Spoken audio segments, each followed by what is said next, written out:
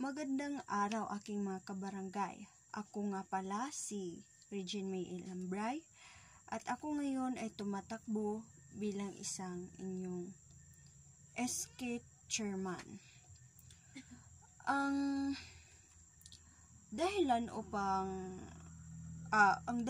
sa aking pagtakbo ay nakita ko ang mga problema dito sa ating barangay, lalo na yung mga kabataan na palaboy-laboy lamang at nalulong sa bisyo ang kanilang buhay.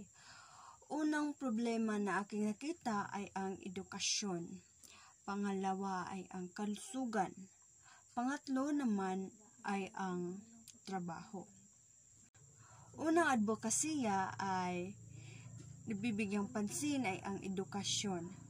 Sa ating lugar ay maraming kabataan hindi nakapag-aral dahil sa kakulangan ng mga paaralan at mga guro. Upang malunasan ito, isusulong ko ang pagtayo ng mga karagdagang paaralan at pagkuha ng mga kwalipikadong guro. Pangalawa naman ay ang kalusugan.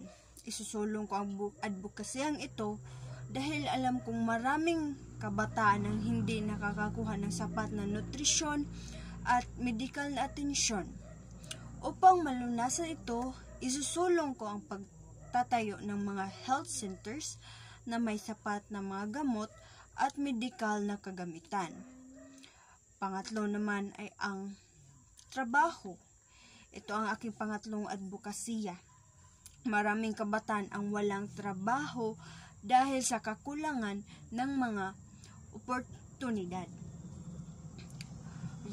Oportunidad sa trabaho. Upang malunasan ito, isusulong ko ang pagtatayo ng mga job fairs at vocational training programs. Ito ang aking mga nakikita at sana po ay inyo akong tulungan at sana po ay makiisa kayo sa aking nais na makamit at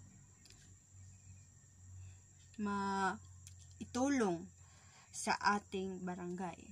Marami pong salamat at ulit ako nga pala si Regine May Ilambray, pang-apat sa balota. Yes.